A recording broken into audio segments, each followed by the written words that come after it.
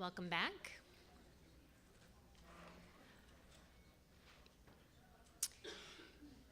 When we started organizing the panels for the conference was right about the time that the International Sculpture Center published or started to advertise that they were releasing this new book that is available at our Left Bank Books bookstore, entitled Artists Reclaim the Commons. And when I saw the title of the book and was thinking about that in the context of some of the ideas that we're talking about this conference, I knew I needed to call Glenn Harper, who's one of the co-editors of this book, and ask him to put together a panel on that topic. That the ideas of monument and anti-monument have a lot to do with the ownership of public space and the privatization of public space and how artists are invited to interact with public space, and that's a lot of what the essays and interviews in this book address. So Glenn Harper is the editor of Sculpture Magazine, a publication of ISC, and he was formerly the editor of Art Papers. He's written for Aperture, Artform, Public Art Review, After Image, Exit Express, and for books on the works of artists John Van Alstyne and Athena Taka, as well as others. He's the editor of Interventions and Provocations, Conversations on Art, Culture, and Resistance, and the co-editor of A Sculpture Reader, also available in our bookstore. Wait, here we go. Landscapes for Art, Contemporary Sculpture Parks, as well as, don't forget, Artists Reclaim the Commons. So it is my great pleasure to introduce Glenn Harper.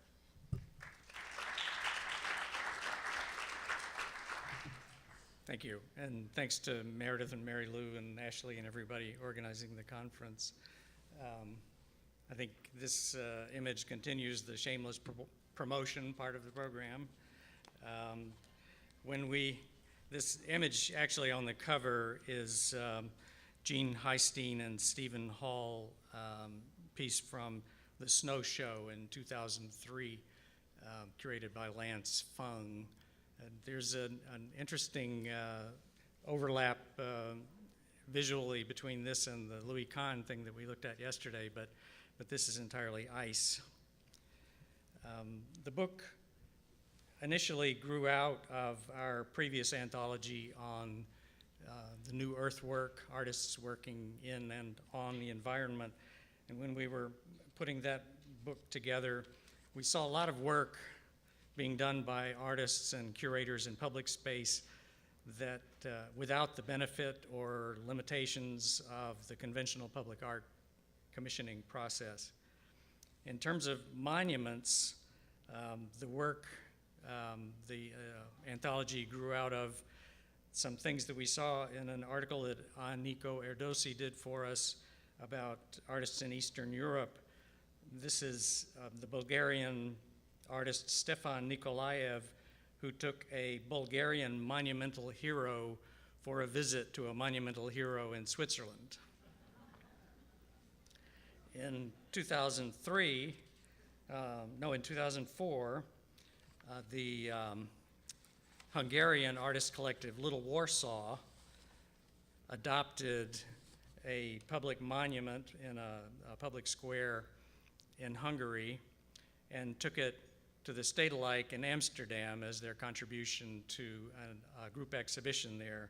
And in the process, activated public space in the town that it was taken away from for considerable discussion and controversy about public space and about artists.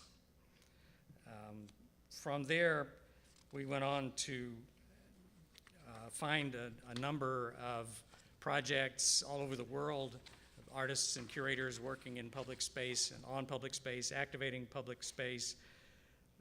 And in the case of one project in Ghibellina in Sicily, a ghost city was created over the entire space of a town that had been destroyed by an earthquake, activating memory of space and space.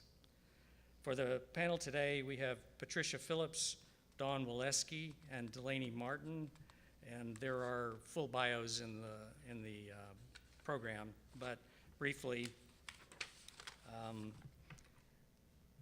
Patricia Phillips is an art historian, curator, and dean of graduate studies and research at the Rhode Island School of Design. Dawn Weleski is an artist and co-creator of Conflict Kitchen, a takeout restaurant serving food from countries in conflict with the U.S. And Delaney Martin is an artist curator and co-founder and artistic director of New Orleans Airlift, including her 2012 installation and performance platform, The Music Box. And we'll each have 15-minute presentations, and that should leave us time for questions at the end.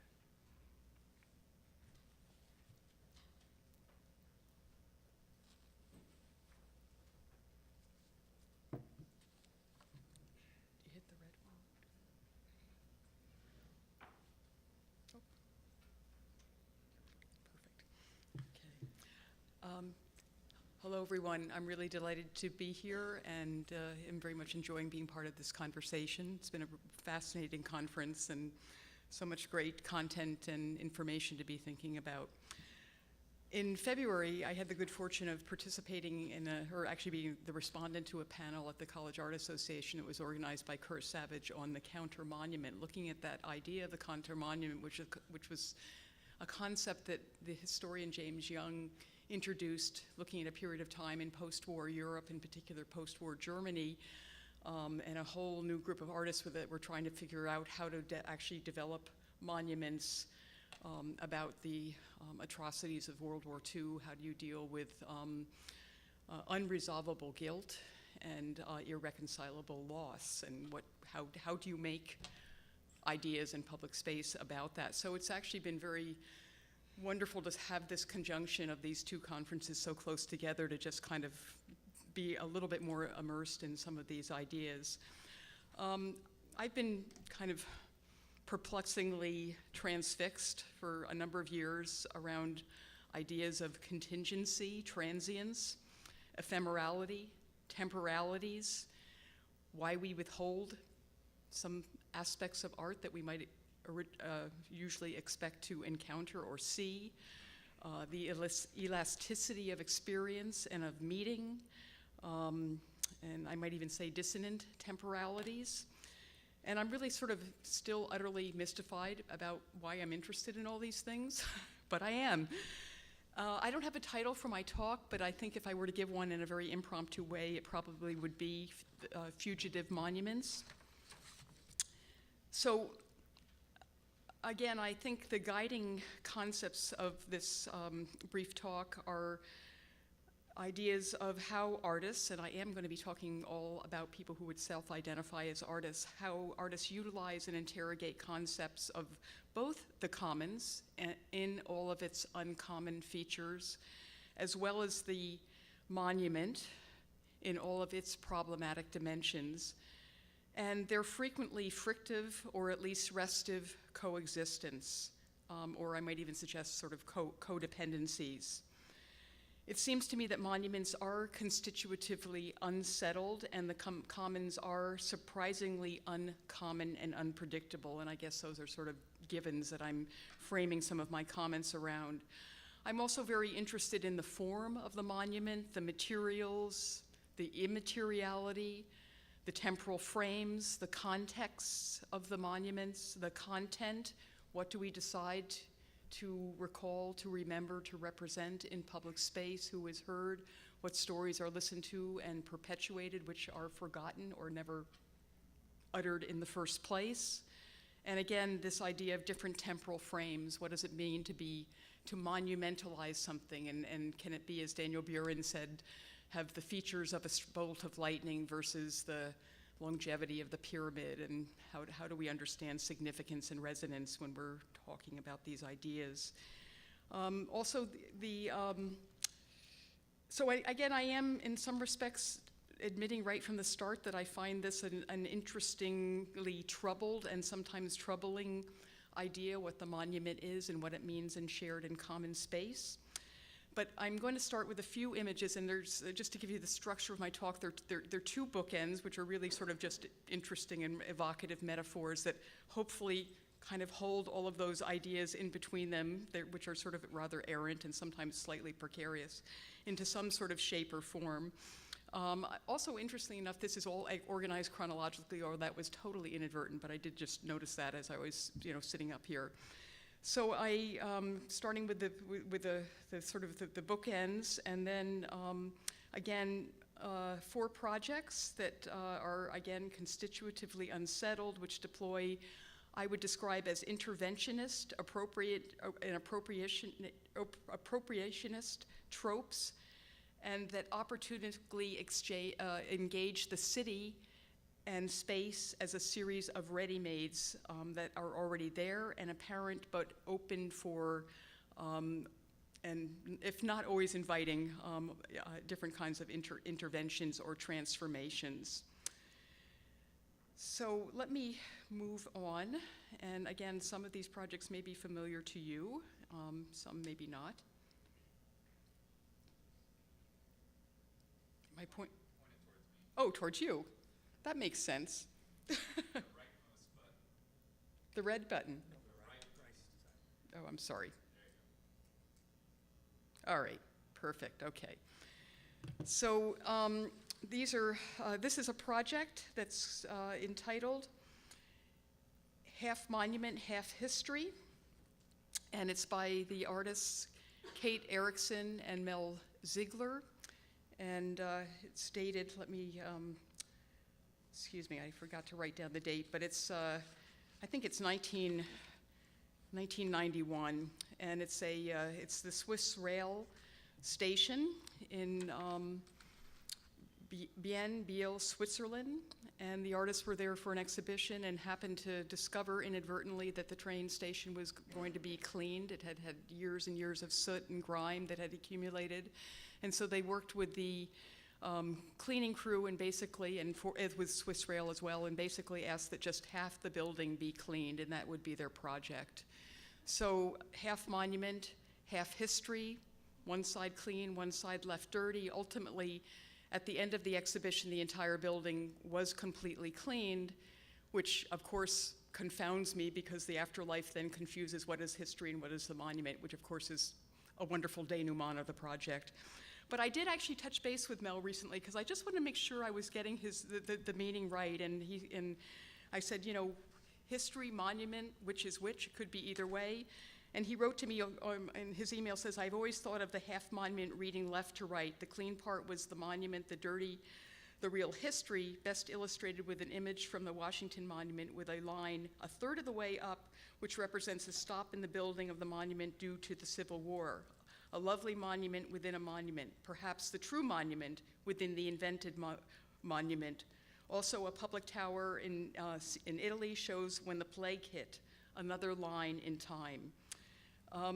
So I guess I would like to, and I haven't asked Mel's permission, but I know he would feel fine about this, but I'm going to dispute his categorization, and I would like to say that I actually think when you think about history and monument, it's not the history side that's so dirty. It's messy, as one of our earlier speakers mentioned, but I think it's really the monument part that is the dirty part. And I mean that in a very kind of rich and material way. So I'm kind of going to use that metaphor of the dirty monument to carry this forward, accepting and embracing that the monument is a highly contested and challenging space. Now, this is a project from 1997. It's called the Manhole Cover Project, A Gun Legacy. It's by an artist named Bradley McCullum. He now collaborates with Jacqueline Terry, although at this time he was working individually, so I'm not, of course, citing her here. It's a project that he did in Hartford, Connecticut, and it was at a time at the Wadsworth Atheneum where the museum was doing a major sort of blockbuster show called Samuel and Elizabeth, The Legend and Legacy of the Colts Empire, and McCullum who had finished, I think, done his MFA at Yale and knew Hartford well and knew the Athenaeum well. He felt that this was a very important moment to intervene. Many of you probably know what an incredible, intrepid entrepreneur Samuel Colt was. He did lectures on nitrous oxide, laughing gas, which led to the unanticipated invention of anesthesia. But he undoubtedly is more widely known for the large munitions factory that he built in Hartford in 1847, and as the inventor of the Colt 45, which inaugurated the long and solemn and continuing history of portable firearms in the United States. The Colts, of course, were generous cultural benefactors and philanthropists, but McCullum believed that it was an important occasion to reflect the darker and persistent dimensions of the Colt legacy.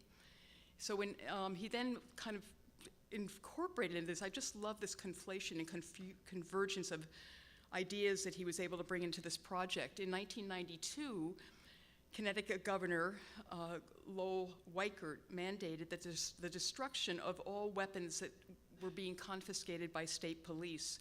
And prior to his executive order, what typically happened were these impounded guns just ended up back on the streets and just continued the kind of cycle of violence. And so McCullum learned, curiously, that in compliance with the governor's executive order, that many of these collected guns were actually being melted down in a Massachusetts foundry that was also producing utility covers.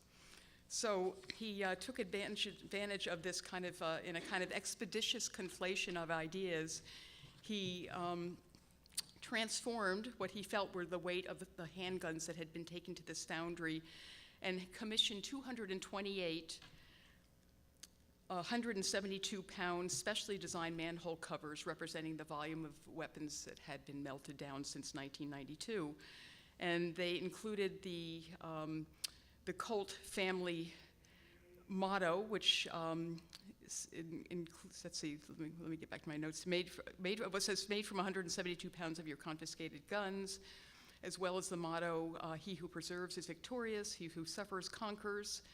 And following this exhibition at the Athenaeum, these manhole covers, utility covers, are actually slowly being put out into the streets of Hartford. Utility covers have a 40 to 100-year lifespan that you actually do apparently wear out, and it seems almost implausible. So that is how the legacy is being continued. And again, this is not a new project, but it has a kind of an incredible sort of richness that is just, for me, very, very compelling as we think about the monument. Very briefly, Alfredo Yar, 1999, did a project called Lights in the City in Montreal. He was invited to come and do a project. He had no idea what he was going to do.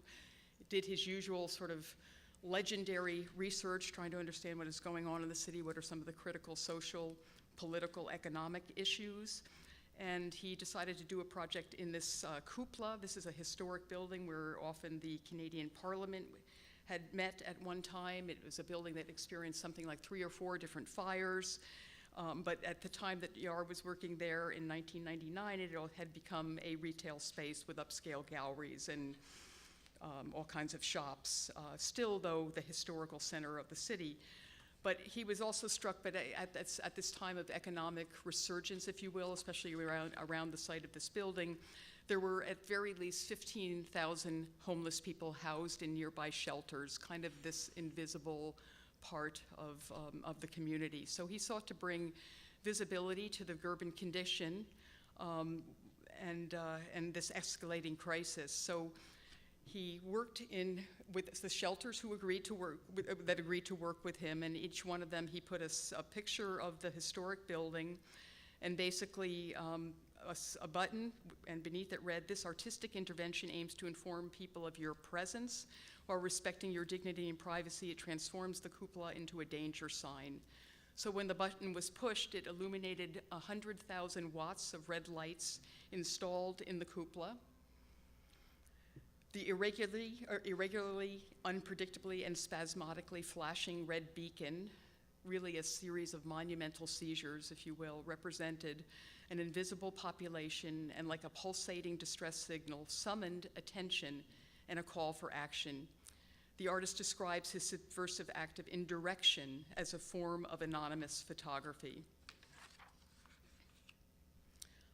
I think I'm going to go through this just very quickly for the sake of time, because I know that Krzysztof Wodiczko has been featured on a number of different talks, so I think we know his work well, his common use and often appropriation of existing buildings, as well as sculpture and statuary. And in this case, this is a project that he did in 2012 in Union Square, in partnership with the Union Square Partnership and More Art, and he did a series of evening projections called the Abraham Lincoln War Veterans Projection. It was from November to December 2012. So for 4 hours every evening, he projected the faces and bodies of Iraq and Afghanistan war veterans, often members of their family as well, who were basically bearing witness, giving testimony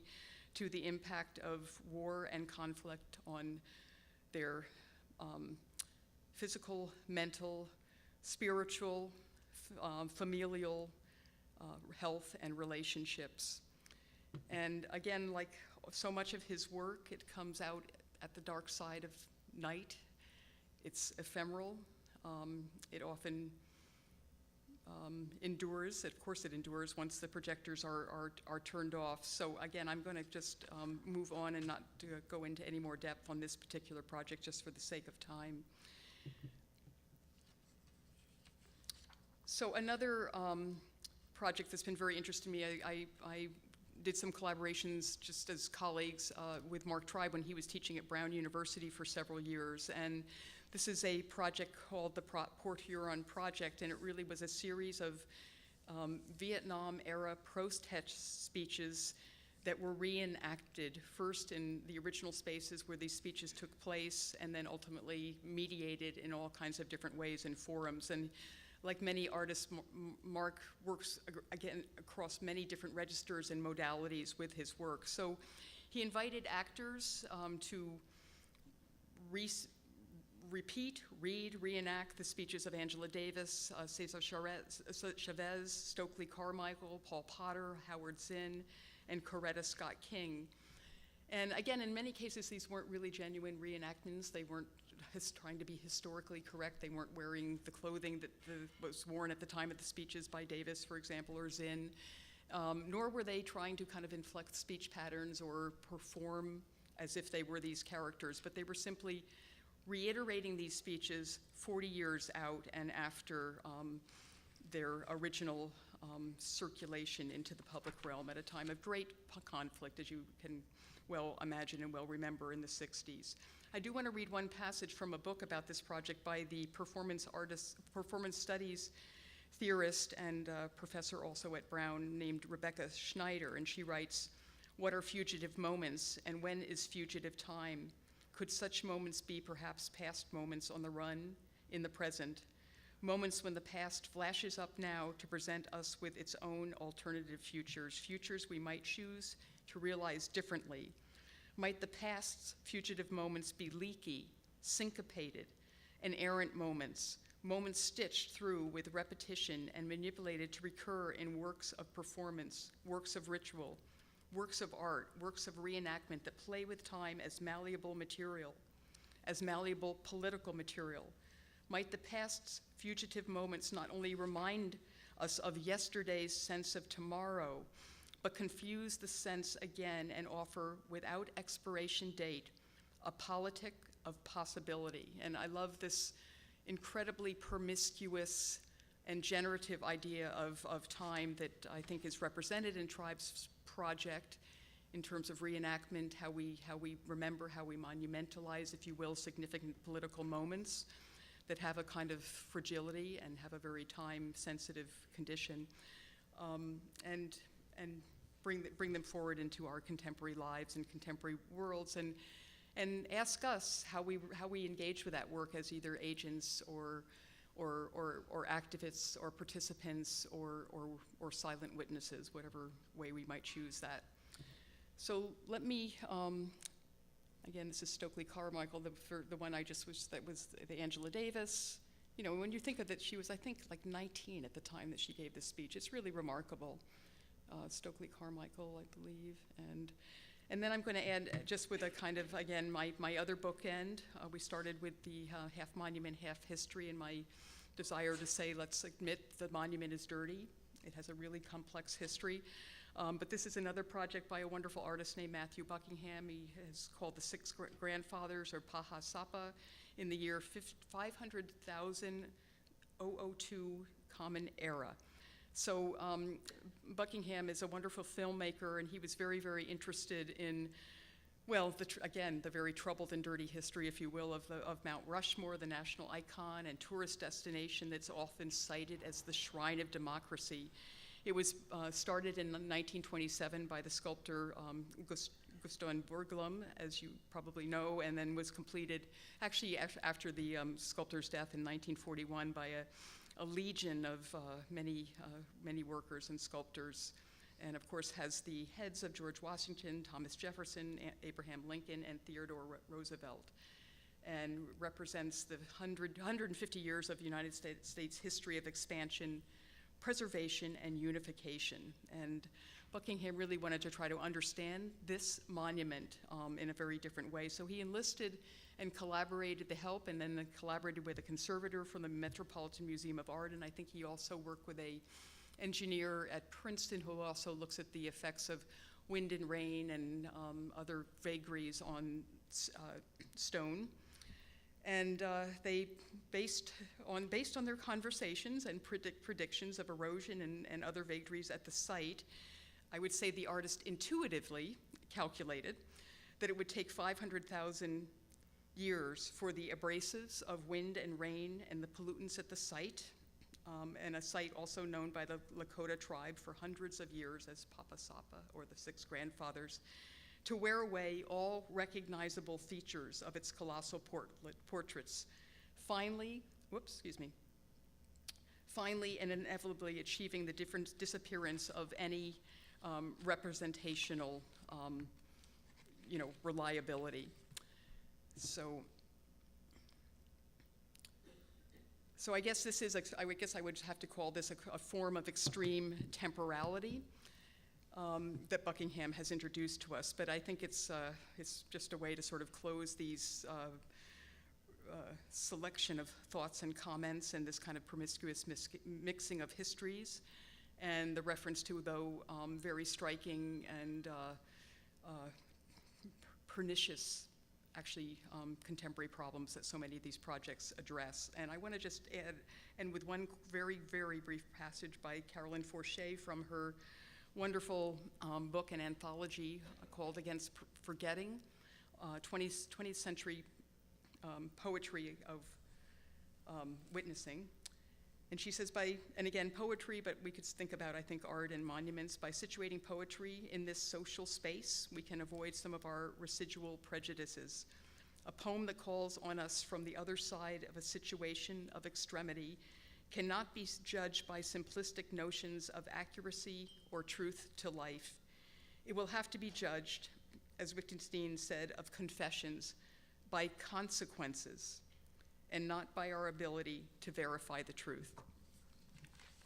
Thank you.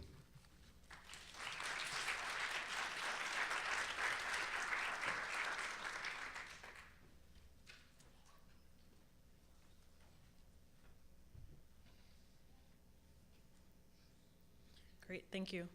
I just want to thank you all for being here today, and thank Glenn, obviously, for inviting me to be on this panel.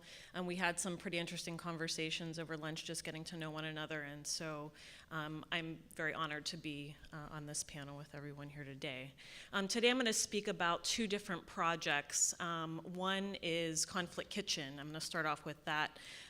It is co-directed by myself and John Rubin, professor of art at Carnegie Mellon University, and Conflict Kitchen is a takeout restaurant that only serves cuisine from countries that the US government is in conflict with, and that's located in Pittsburgh, Pennsylvania.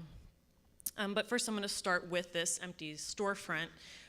It's an area called East Liberty. It's a neighborhood in Pittsburgh, And John and I had previously worked on another project here where he was bringing students through a class called the Storefront Project into empty and abandoned spaces in Pittsburgh, and they were charged with creating a contextual work of art. So whether that context is the history of a place, or a single person walking down the street, or the story that a group of people or community carries in that area.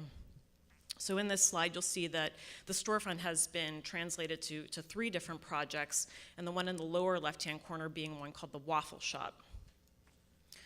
So I ran the Waffle Shop with John for about 3.5 years, and it was a working waffle restaurant.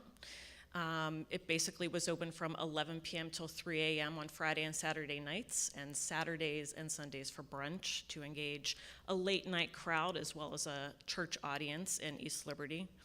And we served pancakes, coffee, bacon and eggs, something to bring the community in, just another restaurant as far as everyone else knew, until you looked over into the corner and the waitress pointed out to you that after you eat your waffles, you could also be a participant on our live streaming talk show. So basically, this talk show became an ongoing documentary of the area where over the 3.5 years that we were open, we filmed people coming up on stage that would host each other, people that normally wouldn't get together.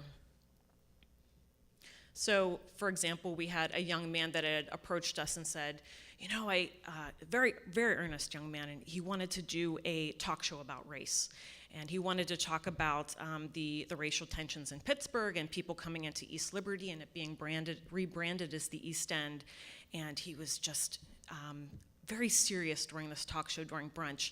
And this older woman who was having her 80th birthday, a Jewish woman from another neighborhood, got up and she just sort of waddled up on stage and she said, you know, you're not talking about the Jewish neighborhoods or the Jewish population in Pittsburgh, so I want to interrupt you. And it became a kind of space where people could interrupt one another. Again, people who normally wouldn't speak on the street, strangers who were sitting next to each other eating their waffles, could get together on the talk show stage and have serious and funny conversations, being that we were operating in the middle of the night and also bookended between 2 bars. We had some interesting characters coming in. And over the 3.5 years that we were open, we were running the talk show, and we were also approached by people who wanted to create their own. So it became this sort of performative nexus for not only the East Liberty neighborhood, but also people throughout Pittsburgh. For example, in the upper left-hand corner, we have Denise Edwards, who created the Salon Chair Ministries. And she had also approached us and wanted to talk about her blog. She wanted to create a live version of her blog up on stage. And so she did it, and the audience was very quiet, and everyone was just sort of eating their waffles and not really paying attention. And we said, Denise, you're so engaging. You have this great, huge personality. What do you do in your daily life? Why not just bring that up on stage? And she says, well, I have a home salon. Perfect. Just put the chairs up on stage, bring your customers in. You can do their hair. You can have the conversations that people normally have in a barber shop or in a salon. And then, of course, you know, she's doing this, and inevitably her husband wants to be a part of it as well because he wants to give the man's point of view on this. And so he comes in and brings his cohort of guys in through the back door and interrupts the whole talk show, and it becomes this really engaging, lively conversation. And then there are people just walking in to get their eggs and bacon in the middle of the night or at brunch, and they don't know what the heck's going on. But basically, the Waffle Shop was an opportunity, we said, for people to come in and be audience to the talk show, potential participants of the talk show, but also financial supporters. So in the 3.5 years that the Waffle Shop was open, all of the waffle proceeds went directly back to the talk show and the running of the business. On the upper left-hand corner, we had a gentleman who was a bassoonist for the Pittsburgh Symphony Orchestra have a peace commission for this space. In the lower left-hand corner, we had Dave English do the unemployment show, where he had the and overemployed on stage. And then we had a young man who was obsessed with Chuck Barris and dressed as him for a couple of years in Pittsburgh and wanted to do his own dating show. So over the 3.5 years that we were open, we had over 10,000 people on stage. And the best thing about the Waffle Shop was that it was not something that people knew as an art project. They didn't know that artists ran it. They didn't know necessarily that it was started by a group of students at Carnegie Mellon University and a professor. So it was a community space for people to make something what they wanted to of it. And that talk show stage, even though it was only, you know, a couple of feet off the ground, it was separate enough for people to feel like they could be performers, you know, larger versions of themselves in a very natural way. So John and I, John brought me on at one point to be the assistant director of the Waffle Shop after the students had stopped working on the project. And we were always sitting around shooting ideas back and forth. And I'm a native of Pittsburgh, and John was a recent transplant from the San Francisco Bay Area. So I was, you know, lending my lay of the land of Pittsburgh and the different neighborhoods. And I'm 100% Polish, and was talking to him about the culinary environment. You know, we were serving food, so of course that comes into play. And you know, I love my kielbasa and sauerkraut and mashed potatoes, don't get me wrong, but the culinary landscape of Pittsburgh isn't, let's say, the best, or it's really not that diverse. So we were thinking, what are some additional ways that we could engage the community of East Liberty?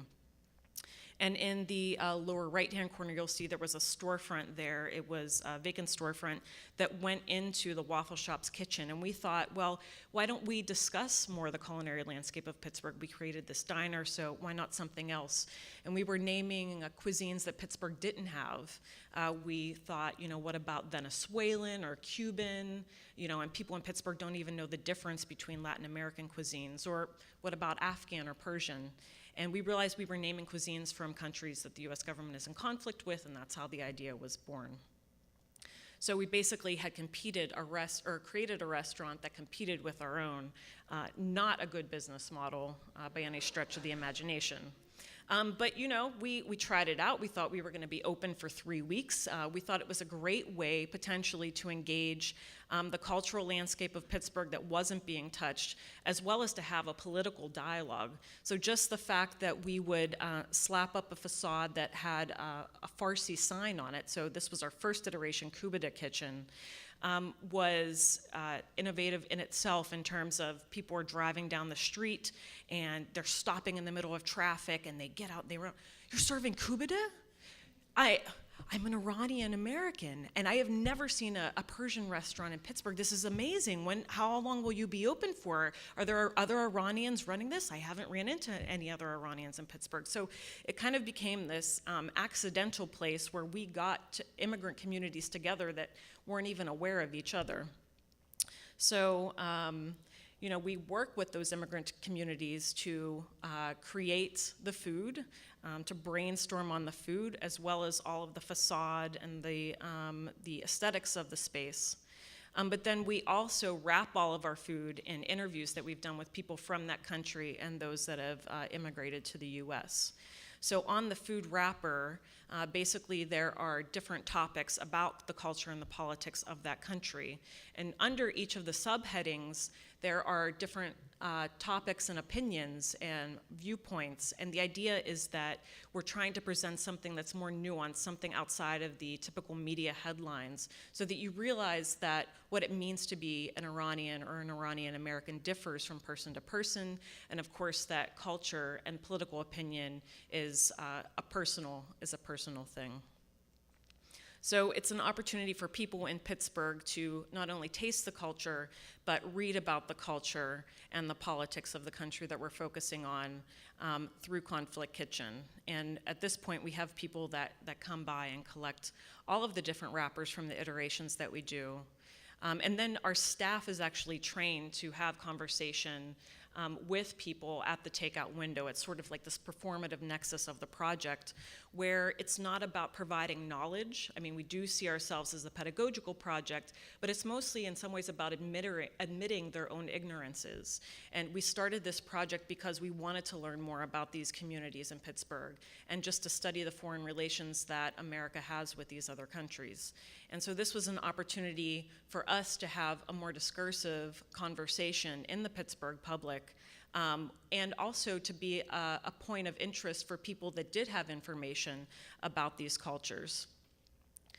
So it was an opportunity for people to gather around the window while they're waiting for their food. And believe me, when we were first open and I was developing the food and you don't really want to eat my cooking and people were waiting 15, 20 minutes to get their one sandwich, it was an opportunity at least to have a political conversation. But then we go out of business every 6 months. So just when we get you hooked on the kubada or the Persian food, we change over to an Afghan iteration. And the whole facade changes, the food changes, the wrapper changes, and there's new content and information. This is our Venezuelan version.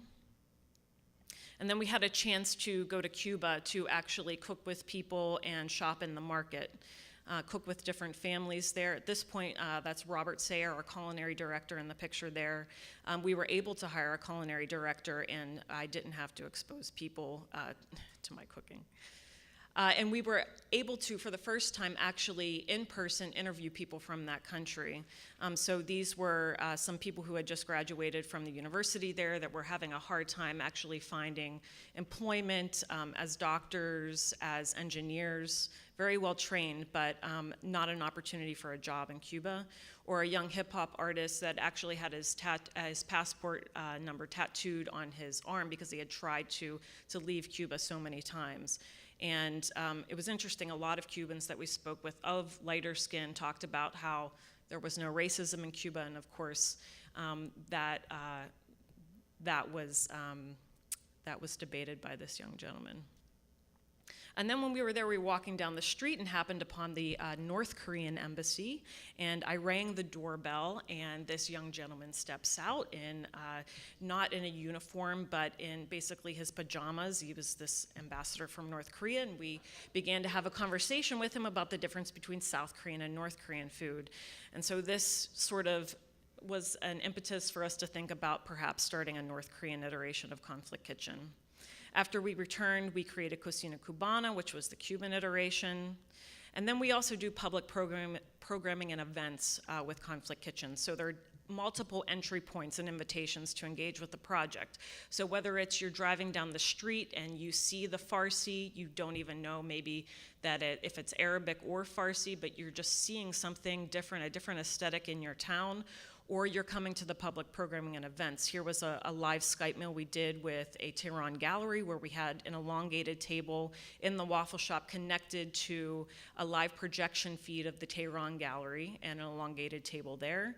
And we basically served the same food, and it became this sort of intercontinental dinner party where people on the Pittsburgh side, mostly young people, were having conversations with the youth in Iran. 70% of the population in Iran is under the age of 30, and they were having sort of commiserating over their difficulties finding jobs or a partner, should they have children.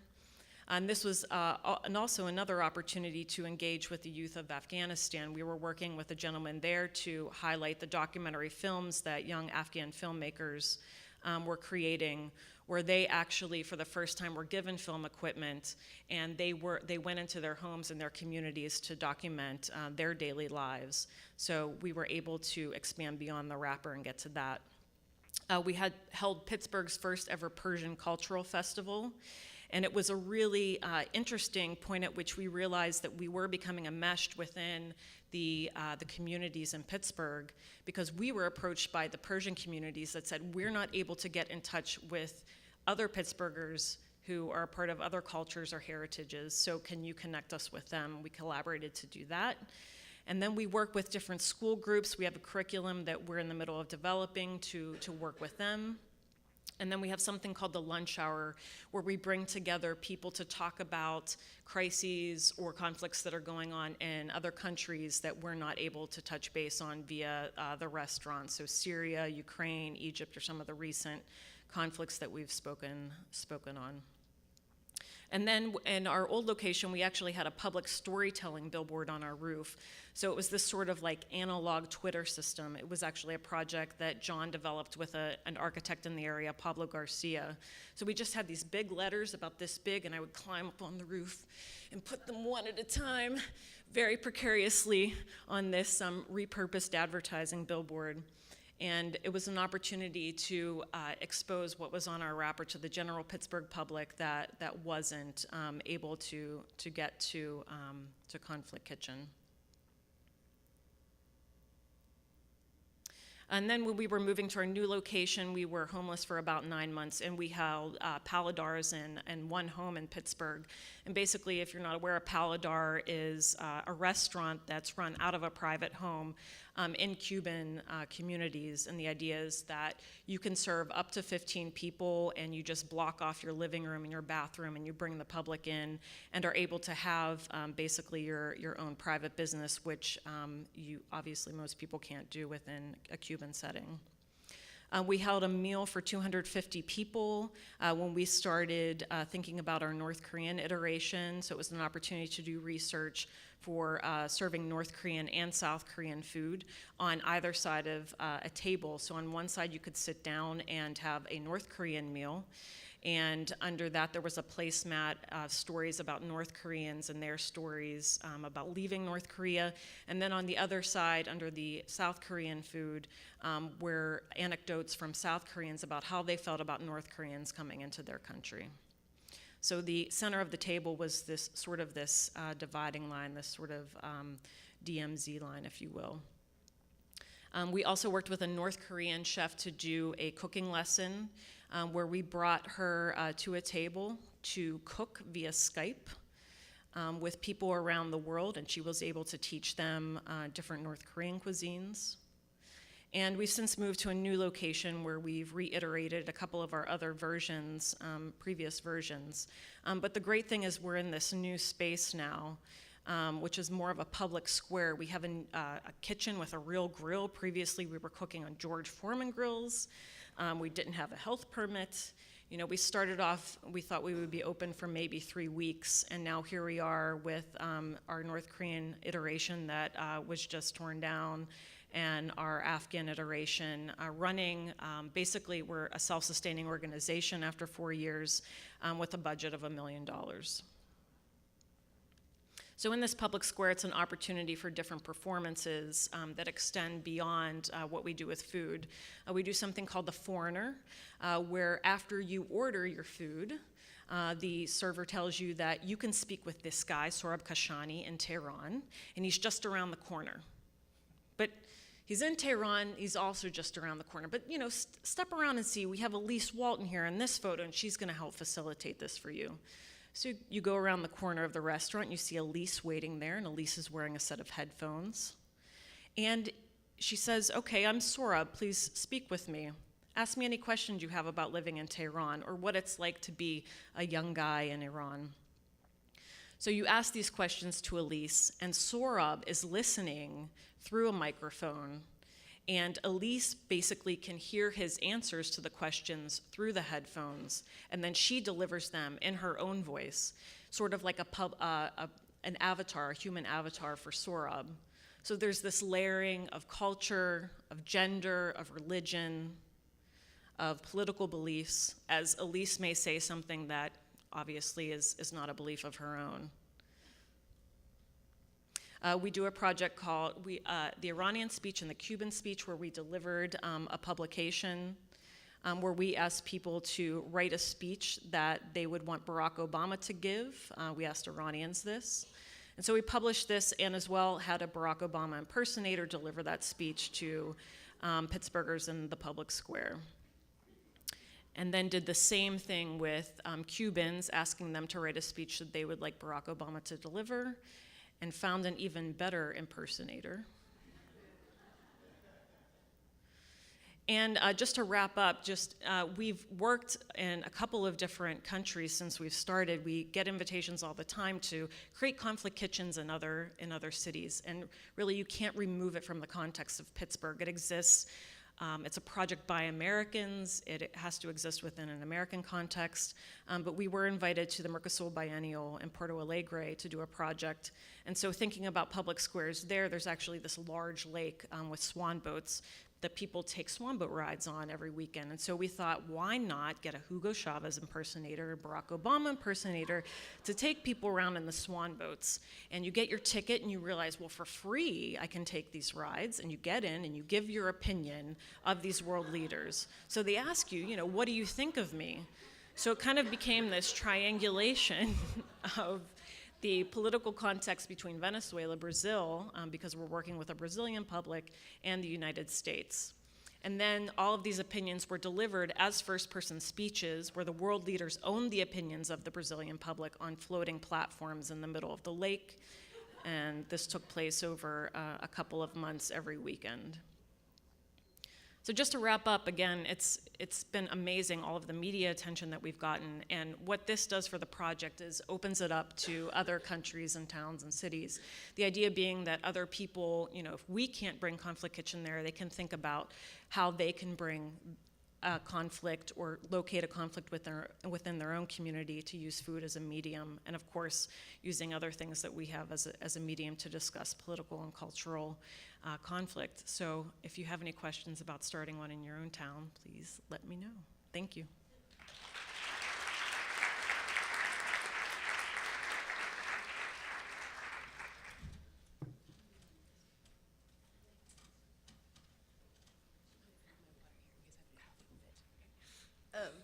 Hello, everybody. I'm also pleased to be here. My name is Delaney Martin. I'm coming here from New Orleans. And I'm delighted to be here on this panel with Dawn and Patricia and Glenn. And that was a fabulous presentation by Dawn. Really exciting to see people brought together. So I come from a background as an installation artist. Lived in London for many years, but had lived in New Orleans in the late 90s, and it meant a lot to me. And when Katrina happened, not too long afterwards, I went back to the city to do what I thought was going to be a one-time project called New Orleans Airlift, bringing a bunch of artists from New Orleans to Berlin, and the idea played on the Berlin Airlift. Sorry, which one is it? The one on the right? Okay. So at any rate, our organization kind of brings people into New Orleans, sends people out of New Orleans, and is really kind of driven by this idea of what happens when you expose people to each other. But thinking about this particular conference, I'm going to talk about a couple bodies of work. Glenn mentioned the music box. I first want to talk about this other funny little thing I've had going for a couple years. When I came back to New Orleans, I started a New Orleans Society for Tableaux Vivants. Tableaux Vivants were just something that had captured my imagination for a while. They are, of course, were very popular in the 19th century.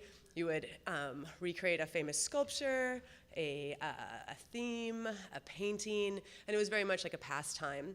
When I started this in New Orleans, I didn't even realize that New Orleans' old-fashioned Mardi Gras cruise had a whole history of tableaux vivants. So this is a picture of the Metamorphosis of Ovid from the Comus Ball, and these were very fabulous spectacles. But for the first tableau vivant project we did, we decided to put it on the back of a flatbed truck. And here is my Tableau Vivant Society doing Phaedon from Ovid. And the truck did move around the street. It was actually quite difficult to get our parking spots. But, here we are out in the streets of New Orleans and thinking about monument, anti-monument, and thinking about, Patricia, I think you talked about durations of monuments. I was drawn to Tableau Vivant because there's a stillness, there's a lack of expectation, there's expectation, and then this complete abandon of expectation because people just stand there. But as they stand there and as people look, they start to see the seams in these monuments, right? So in this first project, we worked with artists, my own Tableau Vivant Society in New Orleans, but we interpreted directions from artists in England, and I worked with a curator who came over as well, Rosie Cooper. This is one of the artists from England. She wanted to do a tableau about Hollywood. Later, I would take this project to New York, where I collaborated again with an artist there, Ariel DePinto, and we did a version of Chinua Achebe's Things Fall Apart. And this was really fun because it was the first time I involved the public. I got, in that novel, there's a big wrestling scene, several big wrestling scenes. So I worked with a New York City wrestling, Baruch High School wrestling team. And we sort of took over the street in Chinatown. We had a live drummer, and they would have to freeze every time the drummer stopped. So kind of playing with this idea of stillness and performance, but for the first time sort of thinking, oh wow, this is a really great way to bring community into it. Back in New Orleans at a gallery called Parse, which is located just around the corner from Canal Street, which is very much like Canal Street in New York, a very busy, touristy block, I decided to do participatory tableaux vivants, where I kind of put the word out there that you could come and make up your own tableau. But it was also this really touristic street, so in fact, this woman in the center here, and she's supposed to be doing a tableau about greed. She had literally just got off the plane and was able to come into this window and transform. And I think that, you know, in New Orleans, a city of transformations and a city of dressing up and a city of pretend, really, in many ways. This project was a natural fit.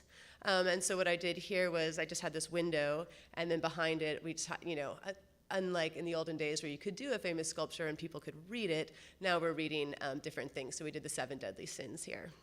And the last variation on this project, which was really exciting, I did in Detroit last summer on a street called Livernois. It was traditionally the avenue of fashion, and now it's a bit down in the dumps. But there were still open stores, and this woman here in Zinga, she ran a little art store across the street from the space we were working in. And Zinga, along with Iwanda and the girls from Magic Touch Dance School, and a teenage death metal band, and a bike club, and who else was involved in this? About 20 different people from this street. Over the course of 10 days, we created an installation with a bunch of artists from New Orleans, and basically got all these people from the street to trust us enough to do tableau vivant with us. And it was just it made me realize that this form in which all you have to do is stand there and be still is a really great way to let in people, and that everybody kind of wants to transform. And so I brought this up today just because of this notion of reclaiming the commons, of monuments, of human bodies, of the common people, if you want to call it that. But I think that it's just for me been a really fun way to let people in.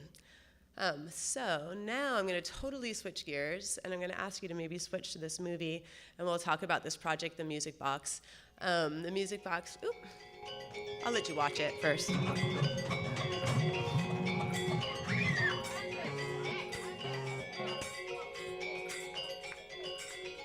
Could you turn it up a little?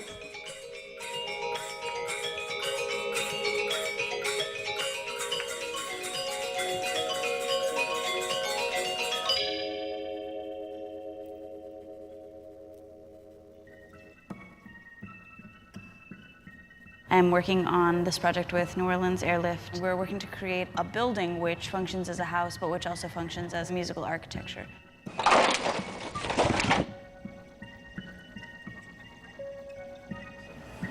We're all looking at it as this opportunity to make all this stuff that we think about all the time, that's in our heads.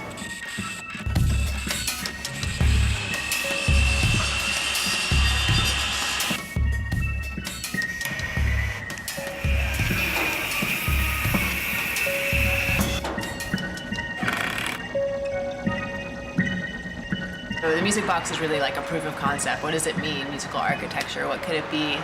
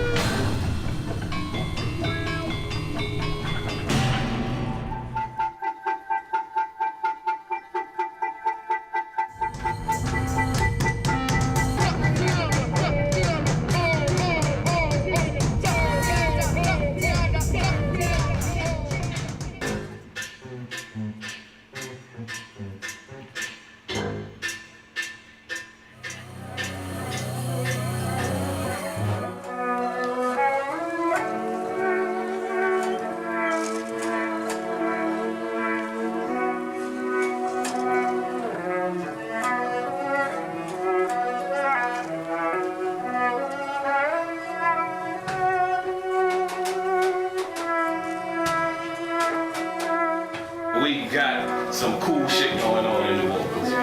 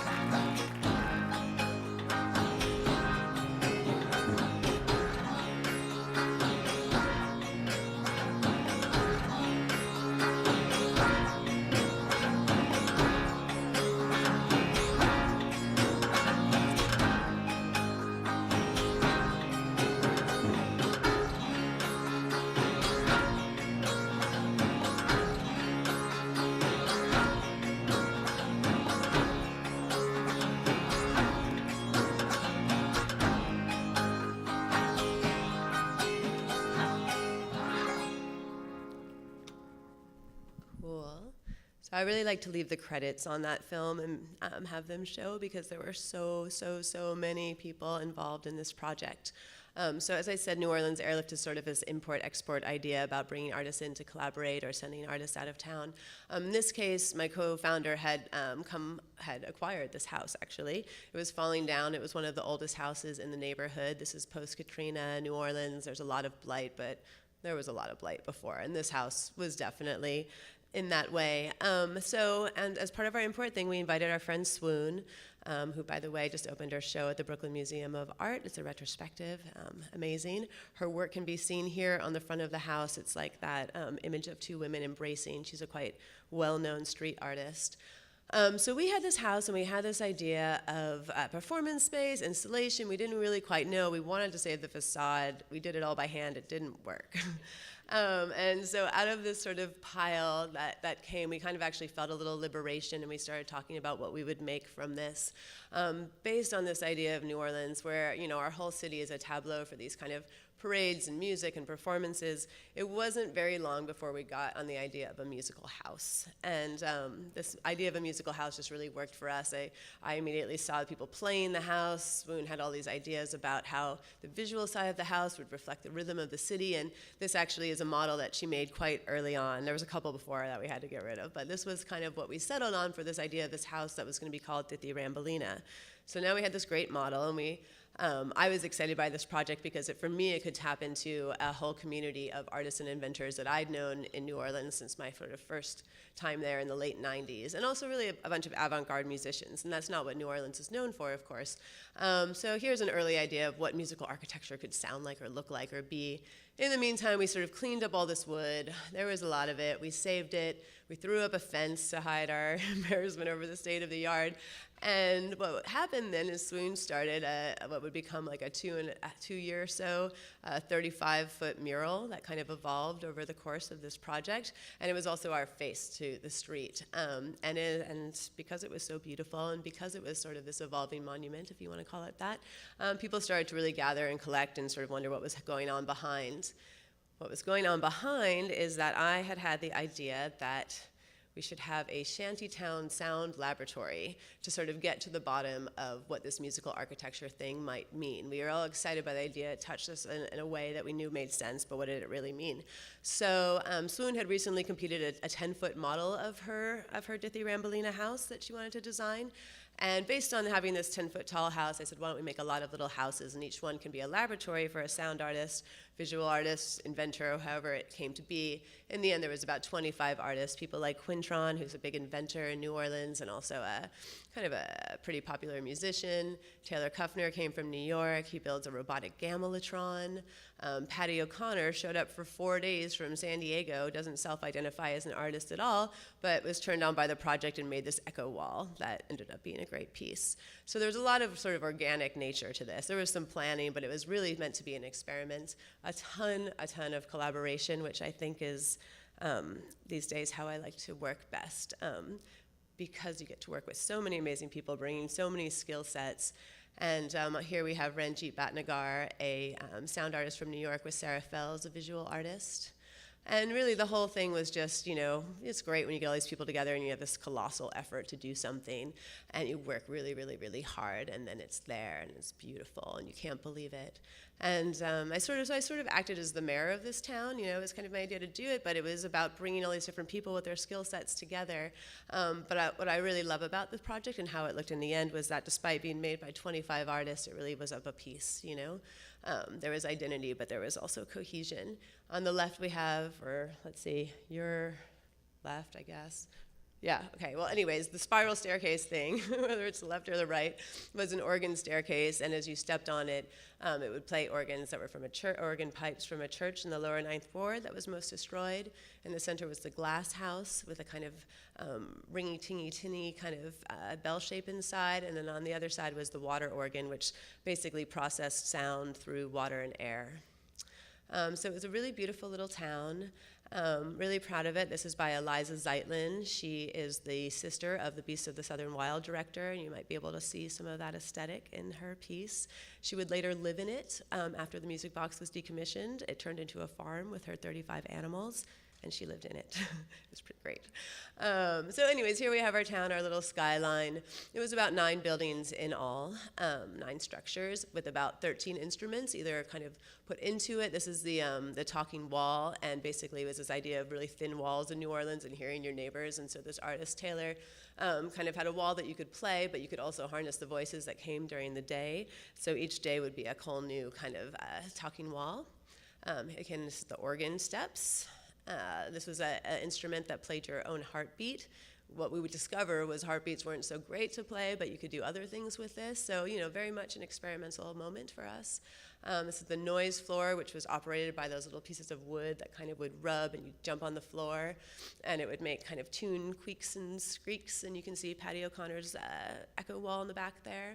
So all this was really great, but the whole point of it was that it was musical architecture and would come to life only when people played it.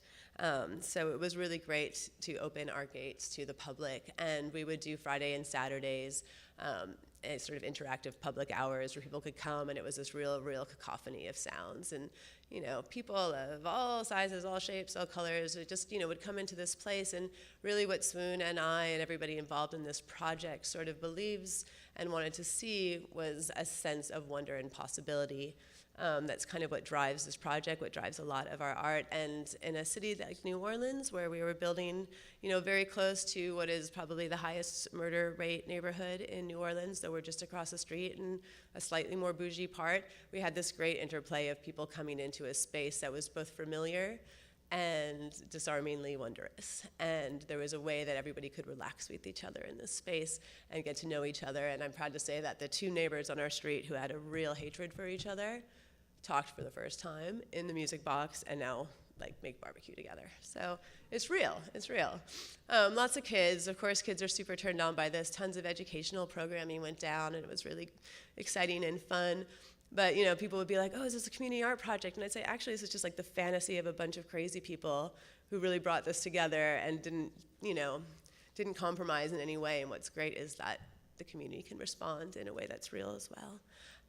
So we had our daytime activities, but then for me personally, as an installation artist who didn't do a lot with music before this, bringing in musicians was like this other level, and it was this great kind of layered creativity from the people who built it to the musicians who could come and interpret it, and every time it would be different. This is Dickie Landry. He's original Phillips Glass Ensemble member, and he would play in the same show as Nola Fam, who are 2 rappers who just live across the way from us.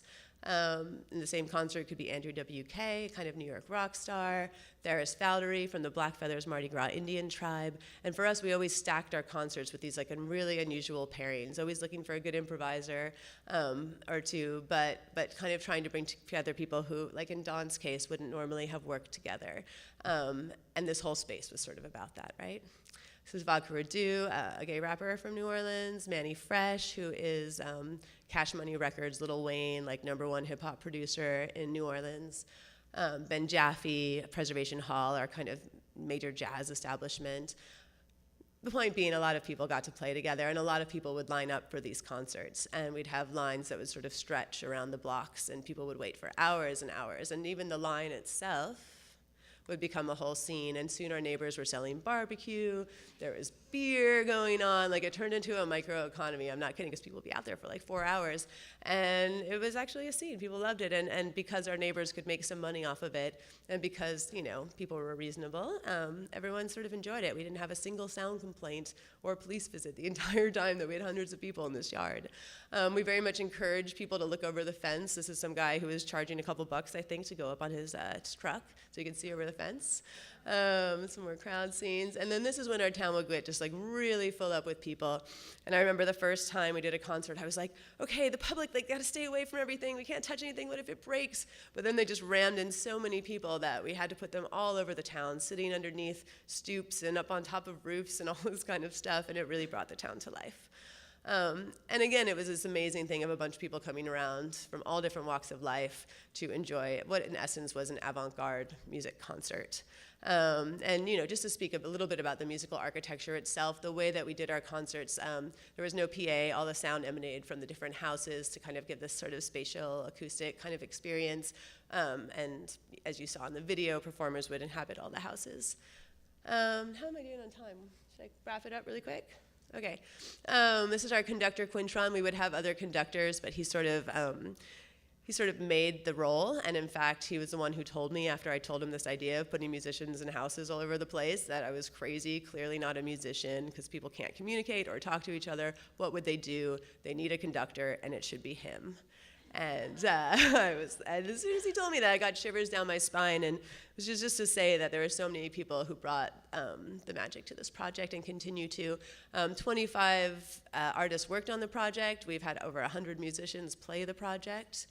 This is interesting. This is Quintron's conducting score. So there would be quite sort of simple. We give our musicians only a day to rehearse. Most of them had busy schedules, and we couldn't pay them a lot. And it worked, and it worked.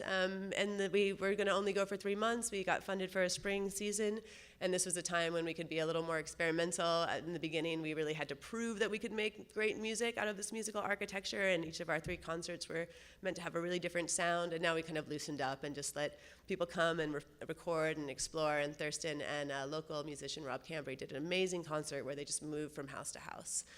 People recorded albums there. We did shows with the Bywater Boys, who were these kids who had been coming around from the very beginning and formed their band, the Bywater Boys, out of this project. And they played with Japanther, a kind of seminal punk band from New York. What else? It was cute. It was really cute. We did a lot of activity with people who, you know, this was a rapper, Nicky DeBee, who wanted to shoot his video there. He made a song with Diplo. That was fun. So lots of uses came out of it, but ultimately it was just this kind of people coming around and the kind of curiosity and the people we met over the course of these really long days of cacophonous sort of play. And, you know, and the people that we brought together artistically, too. This is the Mardi Gras Indian we worked with, and this is Jim White, who's normally super grumpy. You can never get a smile out of him, drummer from Australia, and you can just see how happy they were to work together. So since this project has ended, it ended in July of 2012. We've been kind of dreaming with our community about what the next iteration could look like. Even though it was sort of a robust thing, it was only a proof of concept, as I said. In the meantime, we got asked by the U.S. Embassy to go to Kiev, actually, Ukraine, to make a musical house. This was in the fall of 2012, and of course, I could tell you lots of things about what our friends are going through right there, but I won't digress. But it was amazing to bring it there because, you know, this very New Orleans-born project really translated immediately. A woman came up to me and just said, "This project is so human." And I thought, that's a great compliment. Since then, we've kind of got our crew together, talked ideas, came up with a new model for what the future could look like. At one point, it had just been that one house that Swoon was going to design and we were going to bring to life. Well, everyone loved the little neighborhood so much that now we've worked on a model that sort of will have her sort of original Dithy Rambolina house there, but kind of has this growing and evolving village. This is a crazy cardboard fantasy model. I don't know that it will ever look like this. And once we made it, we were like, okay, now what? That bridge that your house is sitting on costs $3 million. So let's think of how we're going to do this. And the way we've decided to do it is to grow a town like a real town grows, organically, and we're building one house at a time.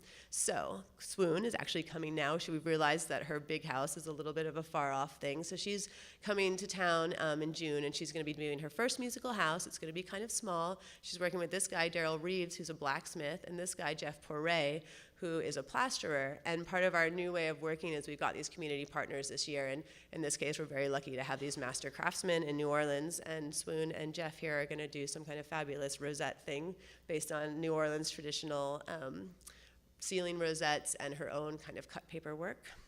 We're also working right now in the lower Ninth Ward, which is the community that was most hit by the floods during Katrina. On the left is Mac McClendon. This is his community center. And right now, an artist named Dawn Didot, who is a local artist in New Orleans, is building the first of our new musical houses. And her house is called the Can House, or the Can You Hear Me House, which it's a house entirely made of cans, but is also speaking to the greatest complaint of the lower Ninth Ward community, which is that no one seems to hear them. 7 years after the storm, there's not a grocery store, there's very limited services, it's a scandal. And the goal of this year's building projects, of which we're building about 7 new structures with a variety of community partners, and not even just community, we're working with Georgia Tech University on one of them, this master craftsman, a Mardi Gras Indian tribe, various and sundry. But the goal of this at the end is to have musical houses that are actually transportable. And in 2015, we're gonna start a roving village residency to take this little town to places around our city, because what we actually discovered was, despite the fact that so many people came, or at least it seemed that way to us, so many people weren't exposed to it, and they are the most deserving. So we're gonna be taking our little town sort of on the road. It's all very daunting. We don't know how it's gonna go, but we're planning only about 4 concerts for 2015. So it's not really a road show, more of a magical village that might appear on your street corner and then poof, be gone in 2 weeks. So how's that for anti-monument? All right, thanks everybody.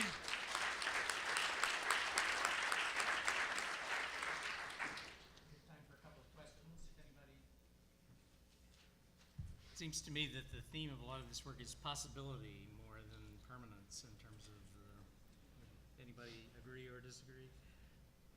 Yeah, I'm behind possibility. There's a question over here? Go ahead.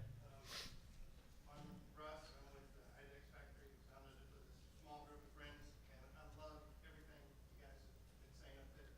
Glenn sent me an early copy of his book, Proclaiming the Commons.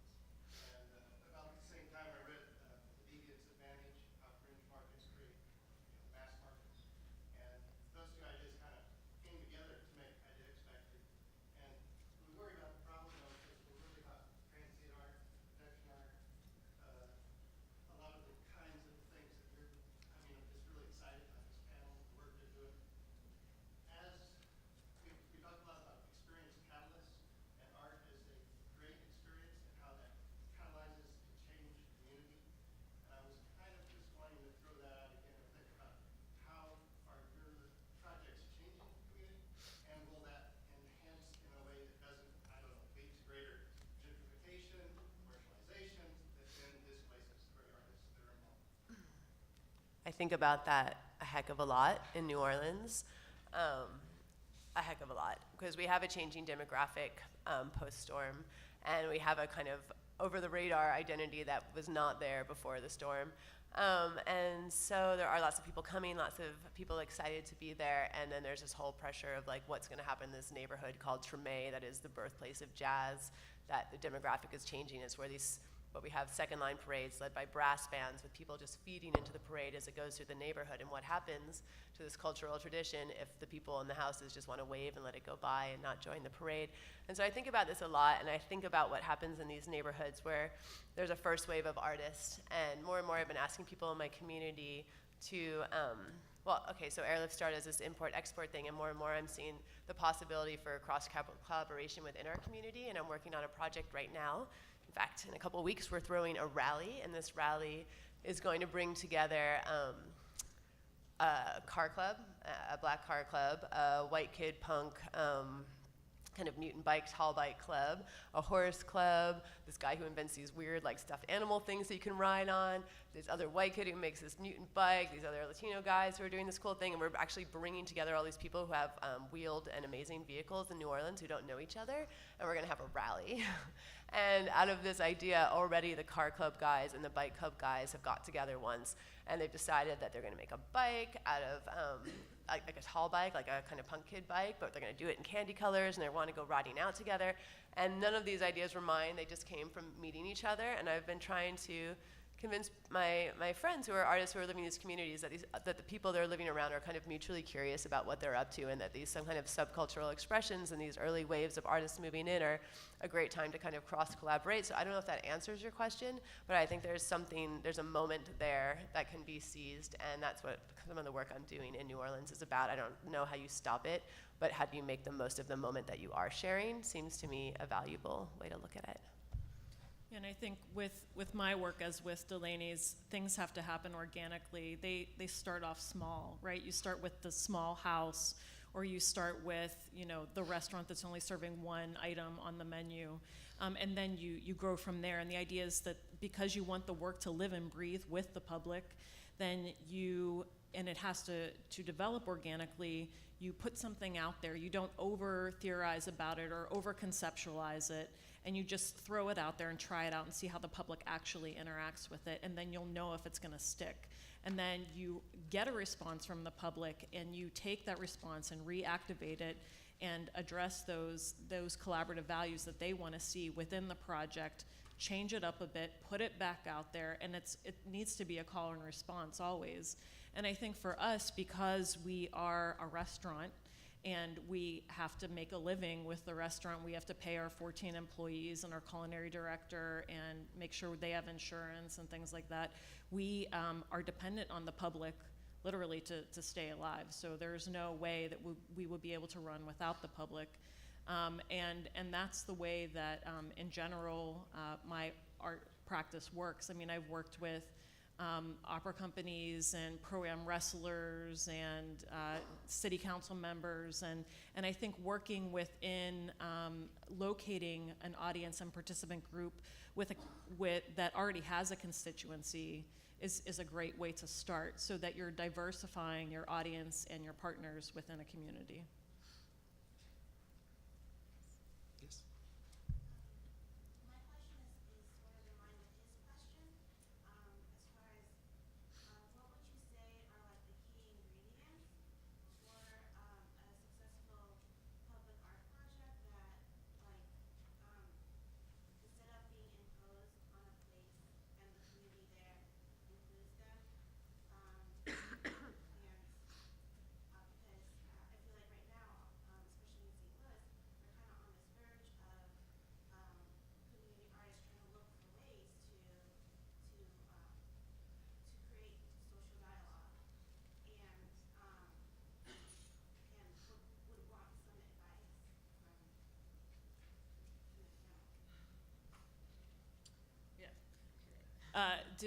Did everyone hear the question?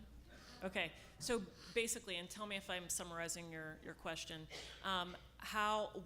she wants some advice on how publicly engaged and socially engaged work, community artwork, how to make it work, how to make it a success, and actually lend agency to the participants.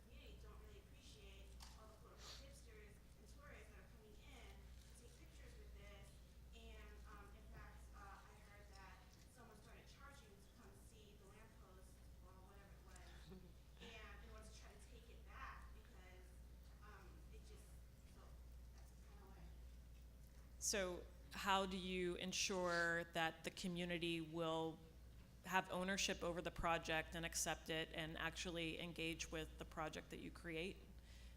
Is that? Right, I mean, you can't ever really control that, but I mean, right. Yeah, what might be, I guess, like if you want, like making a great dish that could be well received, Sure. Yeah, I mean, I think that, first of all, I think that a mistake that many socially engaged or community projects make is that they want to locate a problem and solve it within a community. And that's a very dangerous territory and road to go down.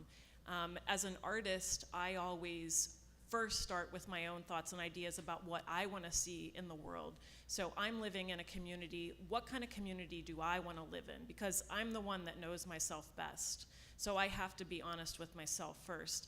And then again, you create an idea and you throw it out there, and then you see how the public interacts with it. So you start small.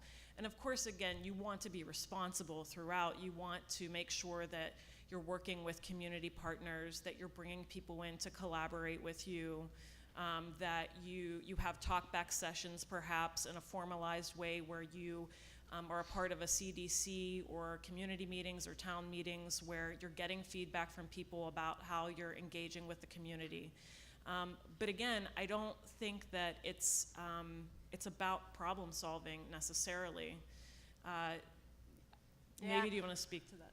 Yeah, no, I don't look for problem solving in my art either, but in my practice. But I think if I go back to that like tableau vivant project that I was talking about and how fun it's been to let people in, a lot of the work I do doesn't try to solve the problem, but tries to value and respect the people who are around it and be really inclusive and exciting. Like I don't start from a place of what can we do, but like who's really amazing, who's doing something great here, what's exciting to me, and how can we bring them in.